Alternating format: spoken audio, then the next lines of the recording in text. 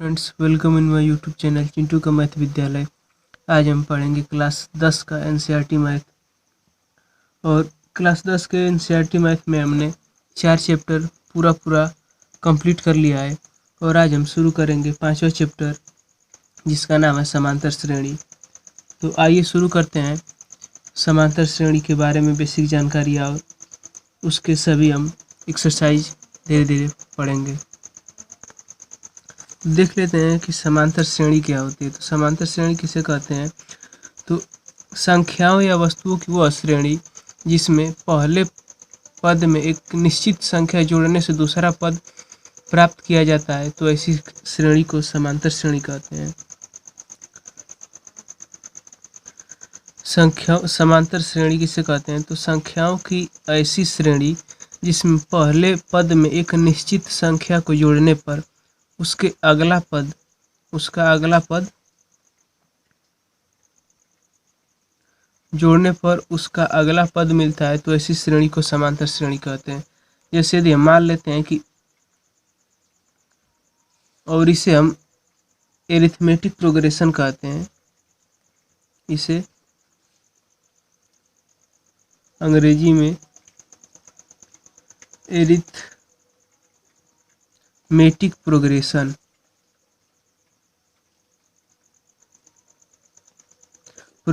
या short form में AP भी कहते हैं।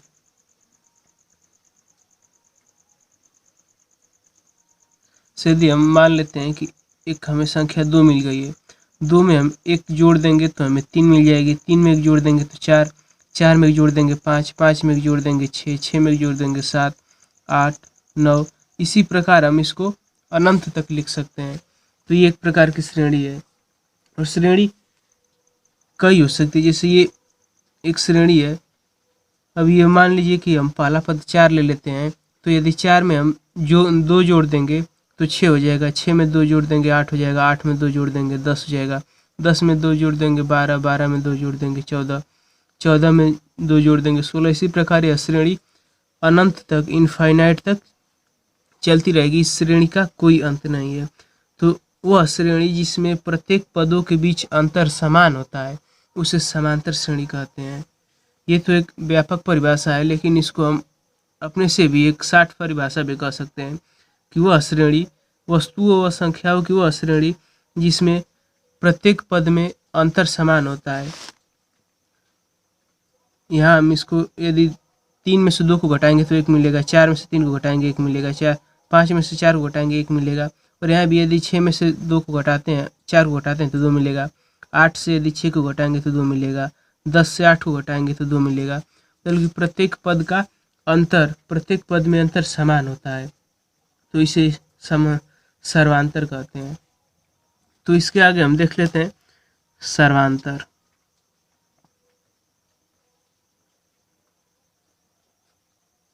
समांतर श्रेणी का क्वेश्चन को हमें सॉल्व करने में सर्वांतर एक विशेष भूमिका निभाता है। तो सर्वांतर किसे कहते हैं? तो समांतर श्रेणी के पदों के बीच के अंतर को समांतर श्रेणी के प्रत्येक पदों में जितना अंतर होता है उसे सर्वांतर कहते हैं।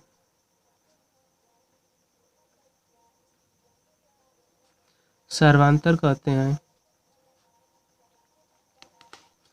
इसे डी से हम लिखते हैं, इसे डी, स्मॉल डी से लिखते हैं।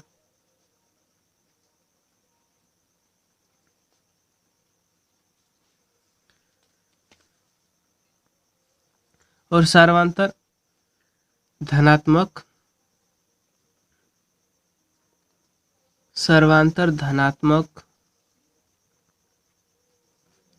ऋणात्मक या जीरो भी हो सकता है।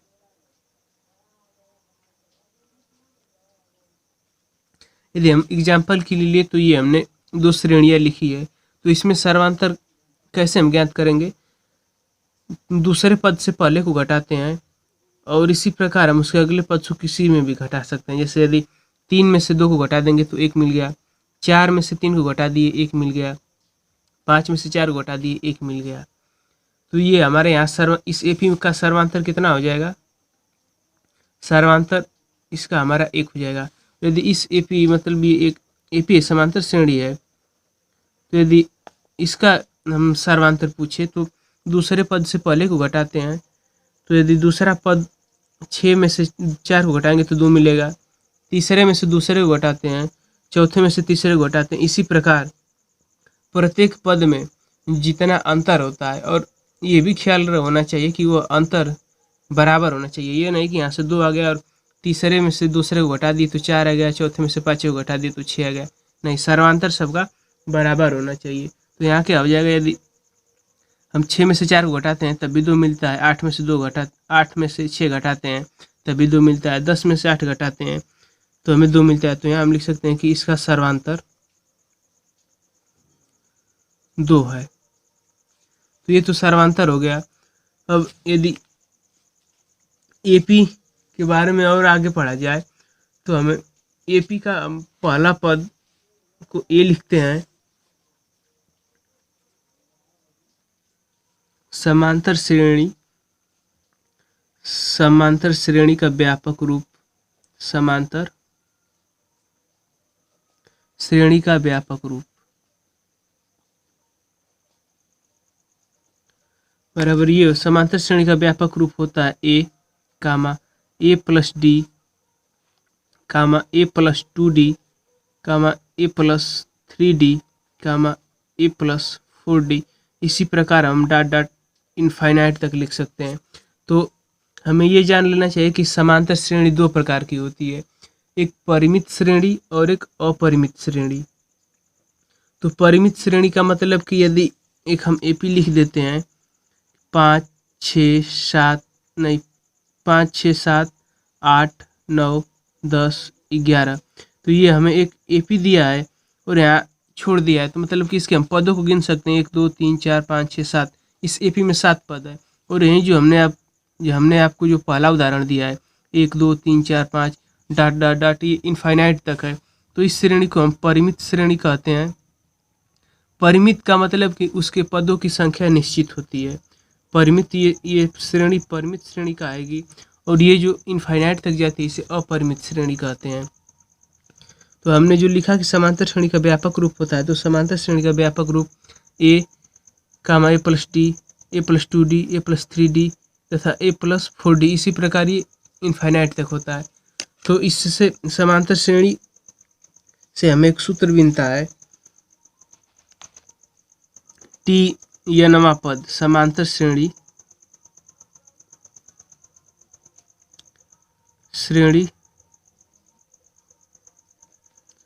का यनवा पद।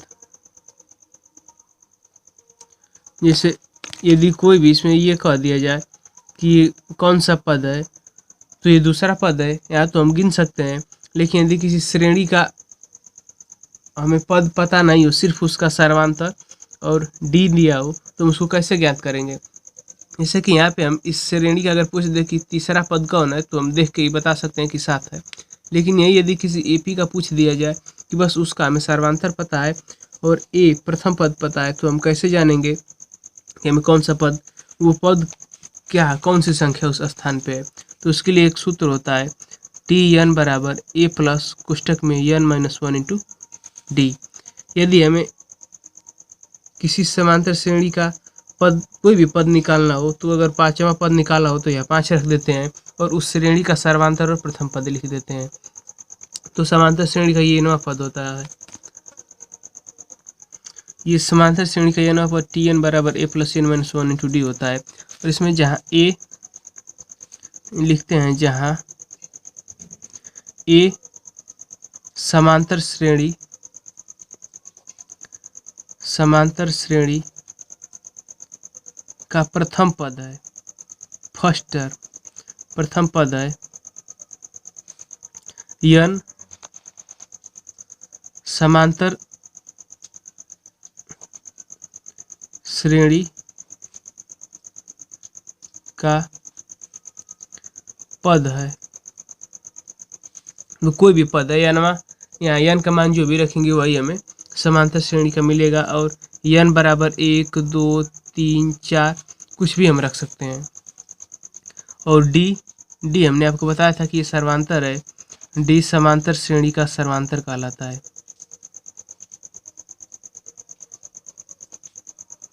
श्रेणी का सर्वांतर है। तो यदि हम एक उदाहरण के लिए एपी को सॉल्व करते हैं, यदि उदाहरण के लिए हम एक एपी ले लेते हैं 2 4 6 8 10 12 डॉट डॉट डॉट इनफाइनाइट तक, तो हमने एक उदाहरण ले लिया। यदि हम इसको पहले देख के बताएंगे कि एपी है या नहीं, सबसे पहले हमें ये देखना होता है कि एपी है या नहीं। तो उसके लिए क्या करते हैं कि इसका सर्वांतर चेक करते हैं। तो यदि हम 4 में से 2 को घटाएंगे तो 2 मिलेगा, फिर 6 में से 4 को घटाएंगे तो 2 मिलेगा, 8 में से 6 को घटाएंगे तो 2 मिलेगा। मतलब कि हम प्रत्येक पद में से उसके पहले वाला पद घटाते हैं तो 2 मिलेगा। तो ये अब हमें क्लियर हो जाए कि एपी है। अब ये तो जान गए कि हमें एपी मिल गया। यदि हम पूछे कि इसका पहला पद कौन है, तो यहाँ से यदि हम पहला पद पूछे तो हम लिख देंगे a बराबर 2, पहला पद 2 है। यदि सर्वांतर पूछे तो सर्वांतर कैसे निकालेंगे, ये तो हमने आपको सिर्फ बता दिया कि दूसरे पद में से पहला, तीसरे में से दूसरा, चौथे में से तीसरा। इसको इस प्रकार लिखते हैं, tn-1 होता है। तब कि यदि ये दूसरा पद है तो दूसरा में से पहला पद घटाएंगे। डी का निकालने का यही होता है कि tn-1। जैसे यदि इसका सर्वांतर निकालना हो तो tn, यदि n का मान हम 2 रख देते हैं तो दूसरा पद क्या है t2 - 2 - 1, तो t2 - t1, तो t2 क्या है इसमें दूसरा पद और tn पहला पद। t का मतलब होता है टर्म, और टर्म को हम पद कहते हैं। tn पहले पद को कहते हैं या एक कहते हैं, t2 दूसरे पद को कहते हैं, या t3 तीसरे पद को कहते हैं। तो इसी प्रकार, तो यदि कोई एपी दे दिया जाए तो उसका हम सर्वांतर और पहला पद देख के निकाल सकते हैं। प्रश्नावली 5.1 देख लेते हैं। प्रश्नावली 5.1 ये पहला क्वेश्चन दिया है और पहले में 4 क्वेश्चन दिया है। लिखा है निम्नलिखित स्थितियों में से किन स्थितियों में संबंध संख्याओं की सूची एपी है और क्यों है। तो इसमें पहला क्वेश्चन दिया है कि प्रत्येक किलोमीटर के बाद टैक्सी का किराया, जबकि प्रथम किलोमीटर के लिए किराया 15 रुपये है और प्रत्येक अतिरिक्त किलोमीटर के लिए किराया 8 रुपये है। तो ये जो सवाल दिया है इसे हमें एक एपी बनाना है, तो इसे सॉल्व कर लेते हैं। तो लिखेंगे कि प्रथम किलोमीटर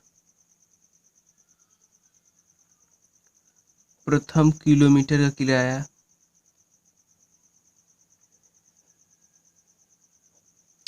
मीटर का किराया बराबर 15 रुपये दिया है और प्रत्येक अतिरिक्त किलोमीटर का किराया दिया है। प्रत्येक अतिरिक्त किलोमीटर का किराया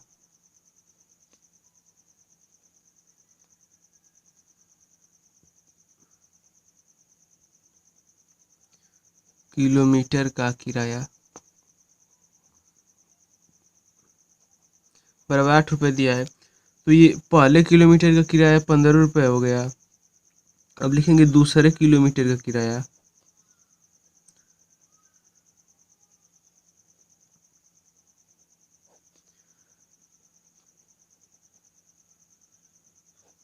बराबर 15 + 8 कर देंगे, बराबर 23 रुपया हो जाएगा।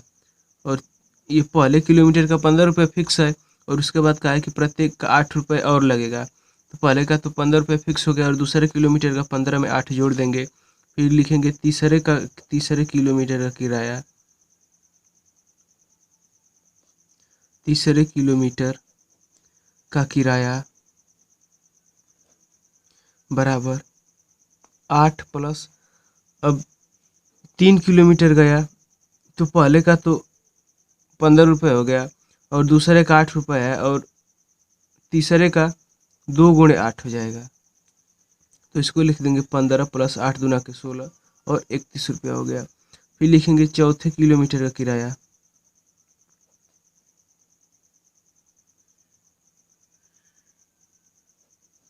चौथे किलोमीटर का किराया बराबर 15 प्लस 3 × 8 कर देंगे, क्योंकि 1 किलोमीटर का ये हो गया और दूसरे का ये हो गया, तीसरे का ये हो गया और चौथे का 8 में 3 का गुणा करके लिख देंगे। तो ये हो जाएगा 15 प्लस 8 तरीके 24 और ये हो गया 39 रुपया। तो इसी प्रकार हम 5वें, 6वें, 7वें और 8वें किलोमीटर का ज्ञात कर सकते हैं। तो लिखेंगे कि इससे प्राप्त श्रेणी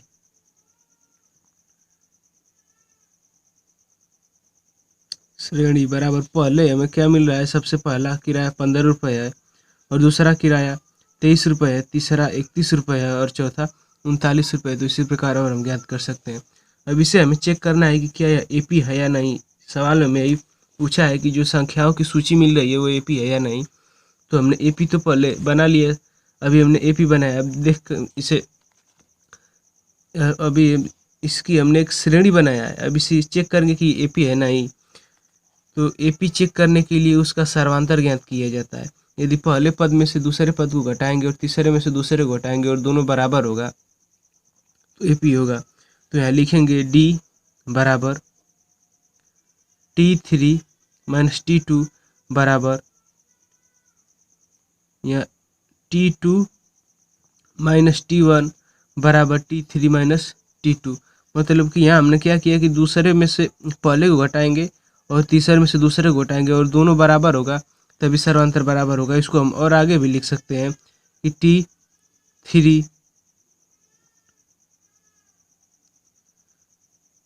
T4 माइनस T3 भी कर सकते हैं। इसी प्रकार हमारे जितना मन उतना भी कर सकते हैं। तो अब इसी में रख देंगे डी बराबर T2 क्या है 23 माइनस T1 15 बराबर कर लेंगे T3 31 है, T3 31 और T2 23 है। T4 क्या है 39 है और T3 31 है। तो देखिए 23 में से 15 घटाएंगे 8 आएगा, 31 में से 23 घटाएंगे 8 आएगा और 39 में से 31 घटाएंगे 8 आएगा। तो सर्वांतर बराबर है। तो लिखेंगे कि प्रत्येक पद का सर्वांतर बराबर है, प्रत्येक पद का सर्वांतर बराबर है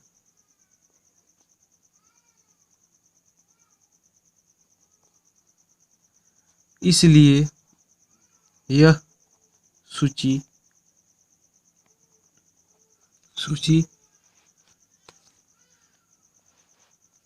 एक एपी है, एक एपी या समांतर श्रेणी है।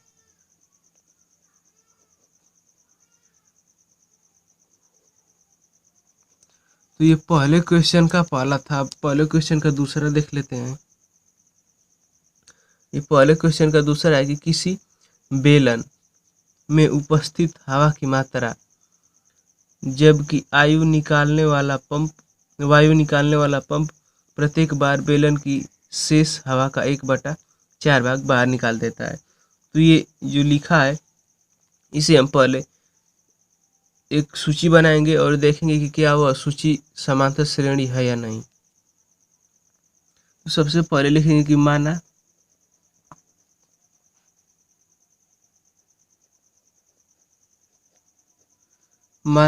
बेलन में उपस्थित हवा,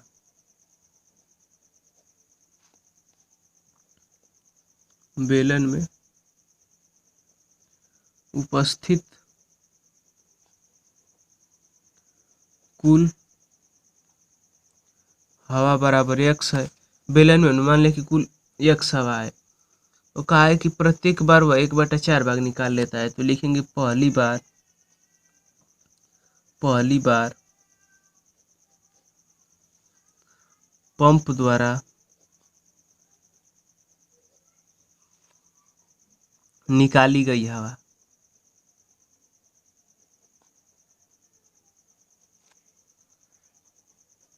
बराबर यक्स हवा है और यक्स का 1/4 भाग निकाल दे रहा है। तो टोटल यक्स हवा है और उसमें से यक्स का 1/4 निकाल देगा तो यक्स का 1/4 यक्स/4 हो जाएगा। तो यक्स माइनस 1/4 कर देंगे। तब इसको हम एलसीएम लेके यहाँ से सॉल्व कर देंगे। यक्स माइनस 1/, तो इसका एलसीएम 1 हो जाएगा। दोनों का एलसीएम 4, 1 का भाग 4 में देंगे तो 4 आएगा। 4 का गुणा इसमें कर देंगे तो 4x, और 4 का भाग 4 में देंगे 1 का गुणा x में कर देंगे -x, तो 4x में से 1x घट के 3x/4 हो गया। तो पहली बार पंप ने कितना हवा निकाल दिया? 3x/4 निकाल दिया। अब इसी प्रकार लिखेंगे कि दूसरी बार पंप द्वारा निकाली गई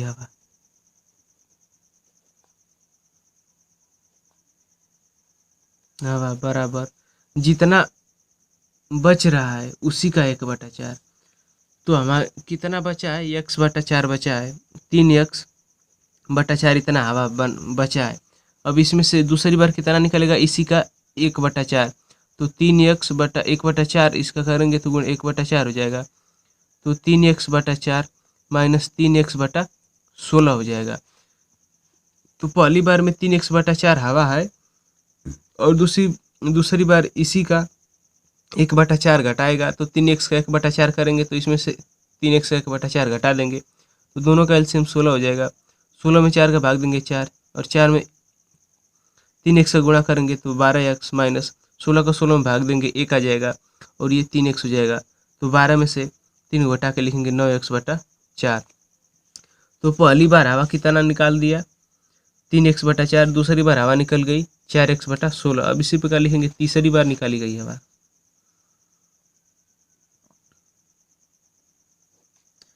तीसरी बार निकाली गई हवा बराबर जितना बचा है इसी का 1/4। इतना बचा है तो इसी का 1/4 हवा निकलेगा। तो इतना तो बचा है। अब इसमें से निकालना है क्या? 9x/16 का 1/4। तो इसको लिखेंगे 9x/16 माइनस 9x/64 हो जाएगा। अब दोनों का एलसीएम 64। 64 में 16 का भाग देंगे 4 आएगा। 4 गुणा 9 में करेंगे तो 9 चौका 36, माइनस 64 में 64 का भाग देंगे 1, 1 का गुणा ऊपर करेंगे 9x, तो 36x में से 9x घटा देंगे तो 27x/64 आ गया। तो हमें क्या मिल गया कि पहली बार पंप कितना हवा निकाल दिया है? 3x/4। दूसरी बार पंप निकाल दिया 4x/16 और तीसरी बार हमें निकाल दिया 27x/64।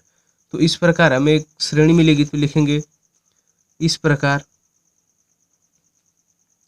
प्राप्त श्रेणी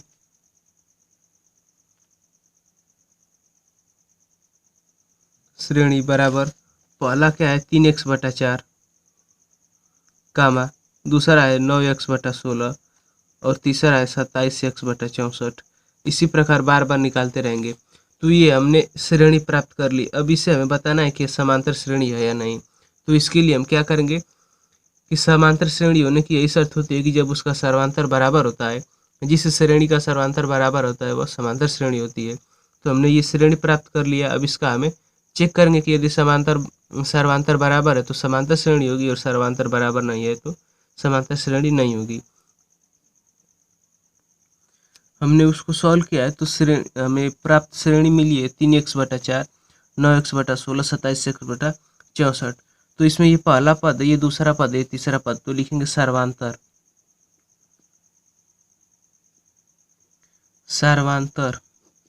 कोष्टक में d बराबर T2 माइनस T1 बराबर T3 माइनस T2।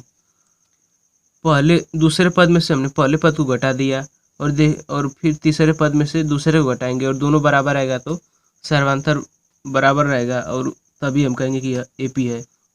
तो T2 क्या है? 9x/16 minus T1 3x/4। इधर उसी प्रकार लिखेंगे T3 27x/64 और T2 क्या है? 9x/16। तो इन दोनों का एलसीएम 16 हो जाएगा। 16 में 16 का भाग देंगे तो ये 9x माइनस ये 16 में 4 का भाग देंगे तो 4 आएगा, और 4 में 3 का गुणा करेंगे 12x। इधर लिखेंगे दोनों का एलसीएम 64 हो जाएगा। 64 में 64 का भाग देंगे, एक का गुणा 27 में हो गया तो 27x माइनस 64 में 16 का भाग देंगे तो 4 आएगा, 4 का गुणा ऊपर कर देंगे तो 36x। अब यहाँ से ये -12x और ये 9x माइनस 3x बटा 16 हो जाएगा, और इधर क्या हो जाएगा कि 9x बटा 64 माइनस 9x बटा 64, और इधर बचा 3x बटा 64। तो ये दोनों बराबर नहीं है। यदि दोनों बराबर होता तो लिखते कि सर्वांतर बराबर है, तो लिखेंगे चूंकि इस श्रेणी का सर्वांतर बराबर नहीं है, सर्वांतर बराबर नहीं है, इसलिए यह समांतर श्रेणी नहीं है।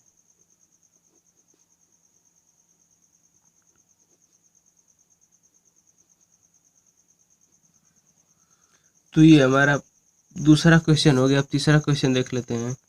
ये तीसरा क्वेश्चन है कि प्रत्येक मीटर की खुदाई के बाद एक कुआं खोदने में आई लागत, जबकि प्रथम मीटर खुदाई की लागत 150 है और बाद में प्रत्येक मीटर की खुदाई लागत 50 रुपये बढ़ जाती है। तो खुदाई लागत को हमें एक श्रेणी बनाना है और उसे बताना है कि वह समांतर श्रेणी में है या नहीं। तो दिया है हमें पहले किलोमीटर, तो लिखेंगे पहले मीटर की खुदाई लागत, पहले मीटर की खुदाई लागत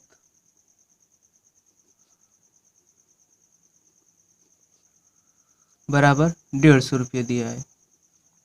तो और कहा है कि अगले प्रत्येक पर 50 रुपये बढ़ जाता है, तो इसलिए लिख देंगे दूसरे किलोमीटर की खुदाई लागत, दूसरे मीटर की खुदाई लागत बराबर 50 में 150 में 50 जोड़ देंगे तो कितना हो जाएगा, 200 हो जाएगा। इसी प्रकार तीसरे मीटर की खुदाई लागत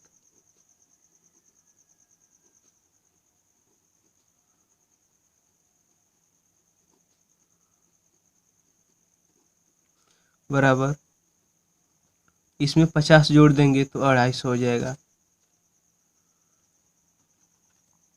अब चौथे किलोमीटर की खुदाई लागत, चौथे मीटर की खुदाई लागत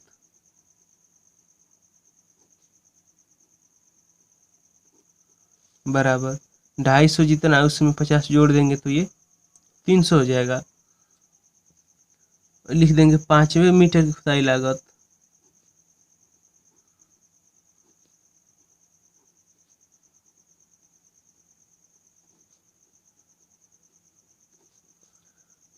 तीन सौ में 50 बढ़ गया तो 350 हो गया। तो लिखेंगे इस प्रकार प्राप्त श्रेणी,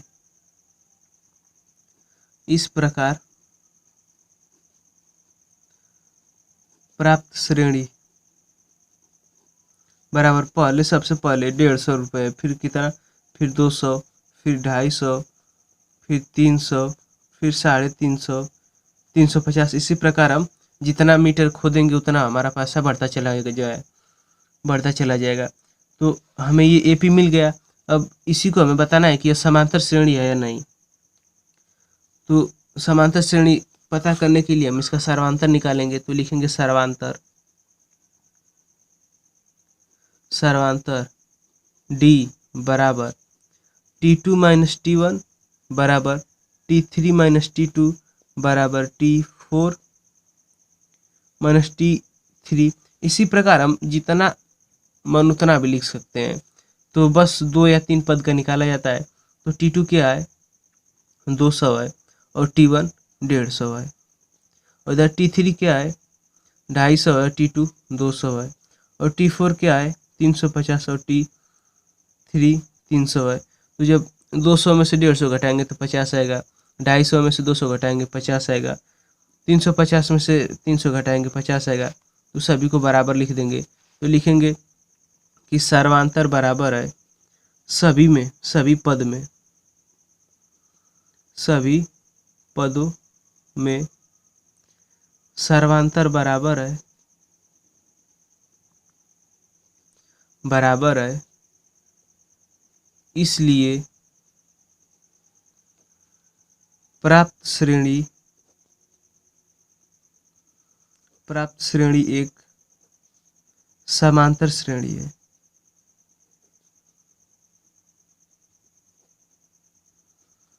तो ये पहले का 3rd नंबर हो गया। अब पहले का 4th नंबर देख लेते हैं। क्वेश्चन दिया है कि खाते में प्रत्येक वर्ष का मिश्रधन जबकि 10,000 की राशि 8% वार्षिक दर से चक्रवृद्धि ब्याज जमा किया जाता है। तो इसमें कहा है कि 10,000 रुपये पर 8% वार्षिक ब्याज की दर से जब प्रत्येक वर्ष चक्रवृद्धि ब्याज जो बढ़ रहा है उसी को हमें देखना है कि वह एपी में है या नहीं। तो आइए इसे भी सॉल्व कर लेते हैं। तो सबसे पहले हमें चक्रवृद्धि ब्याज ज्ञात करना पड़ेगा प्रत्येक वर्ष का। तो हमें क्या मूलधन क्या दिया है, लिखेंगे मूलधन बराबर 10,000 रुपये दिया है और दर 8% वार्षिक दिया है और समय तो हमें प्रत्येक हर वर्ष का निकालना है, जितना वर्ष का आप चाहे उतना निकाल सकते हैं। तो लिखेंगे कि पहले वर्ष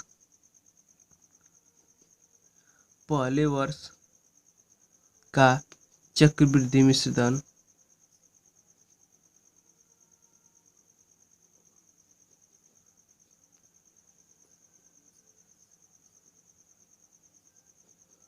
चक्रवृद्धि मिश्रधन ए बराबर सूत्र होता है पी कोष्टक में 1 + r/100 कोष्टक में n, ये चक्रवृद्धि मिश्रधन का सूत्र होता है। तो लिखेंगे पहले वर्ष का चक्रवृद्धि मिश्रधन ए बराबर 10,000 कोष्टक में 1 + दर 8 है नीचे 100 और ये पहले वर्ष का है तो 1 रख देंगे। तो ए बराबर 10,000 गुणे, जब इन दोनों का एलसीएम लेके जोड़ देंगे तो दोनों का एलसीएम 100 में का भाग देंगे 100 और बीच के प्लस का चिन्ह और 100 में 100 का भाग देंगे तो 1 आएगा, 1 का गुणा 8 में कर देंगे तो 8 हो जाएगा। तो 1000 10,000 है और 108/100, तो 2 जीरो से 2 जीरो कट गया, बचा क्या 100 गुणे 108 बराबर 108 पे 2 जीरो तो 10,080 रुपये। तो पहले वर्ष का चक्रवृद्धि मिश्रधन कितना आ गया 1,080 रुपये। अब इसी प्रकार लिखेंगे दूसरे वर्ष का चक्रवृद्धि मिश्रधन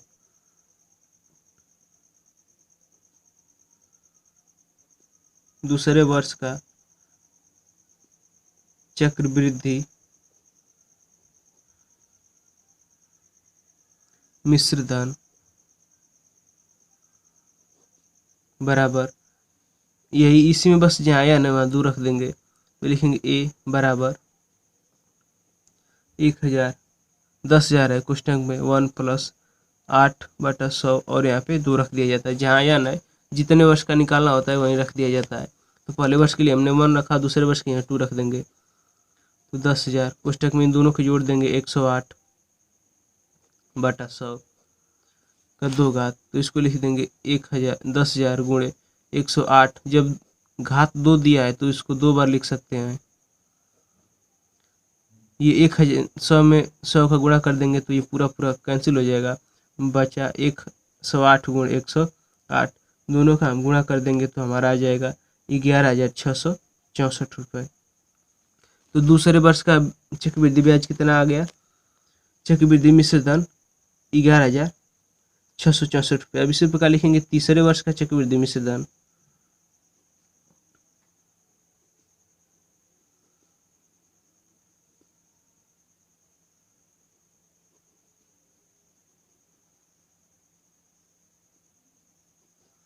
ए बराबर पी कोष्टक में 1 + r/100 और यहाँ n।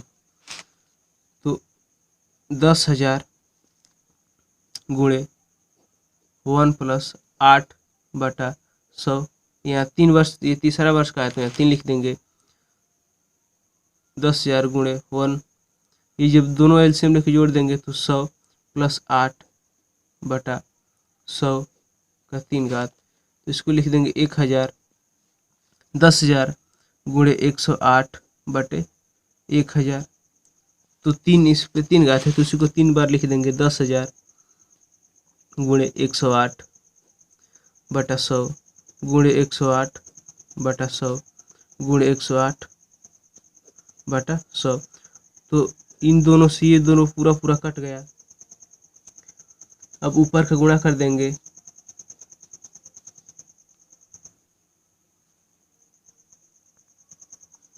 ऊपर क्या बचा 108 गुणे 108 गुणे 108 बटा 100 बराबर 108 गुणे 108 3 बार गुणा करेंगे तो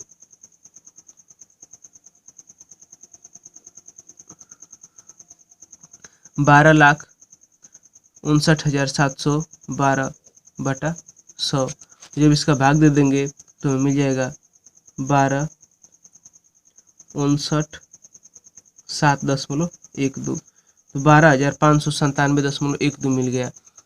तो तीसरे वर्ष का चक्रवृद्धि मिश्रधन हमारा कितना आ गया, 12,597.12 रुपये, ये तीसरे वर्ष का आ गया।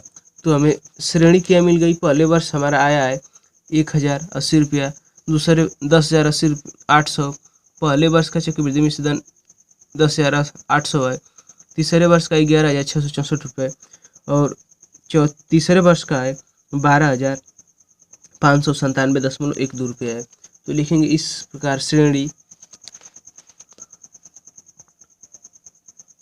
इससे प्राप्त श्रेणी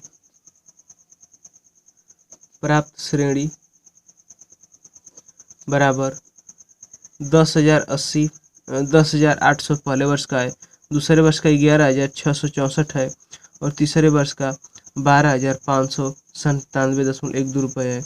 और इसी प्रकार हम चौथे, पाँचवें, छठवें, सातवें वर्ष जितना मन उतना निकाल सकते हैं। तो अब लिखेंगे सर्वांतर D बराबर T2 माइनस T1 बराबर T3 माइनस T2। पहले पद में से दूसरे पद को घटाएंगे और तीसरे पद में से दूसरे को घटाएंगे और दोनों बराबर आएगा तो सर्वांतर बराबर रहेगा। दूसरा पद है 11,664 माइनस पहला पद 10,800।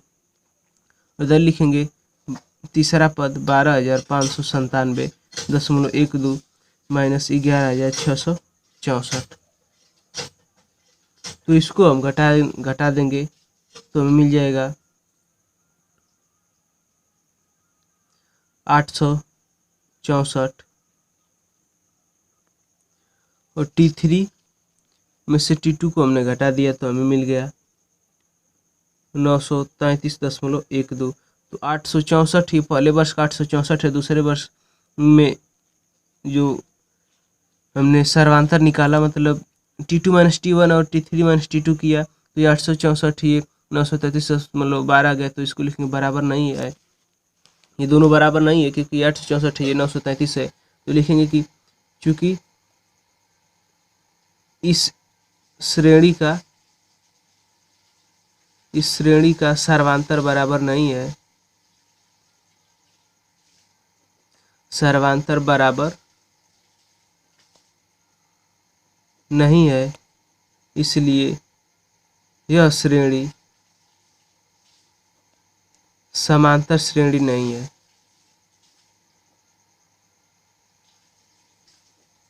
श्रेणी नहीं है। तो ये प्रश्नावली 5.1 के पहले क्वेश्चन में 4 क्वेश्चन दिया था और ये चारों हमने सॉल्व कर लिया। अब आज के वीडियो लेक्चर बस इतना ही। यदि वीडियो पसंद आए तो वीडियो को लाइक करें, चैनल को सब्सक्राइब करें और शेयर करना ना भूलें। Thanks for watching.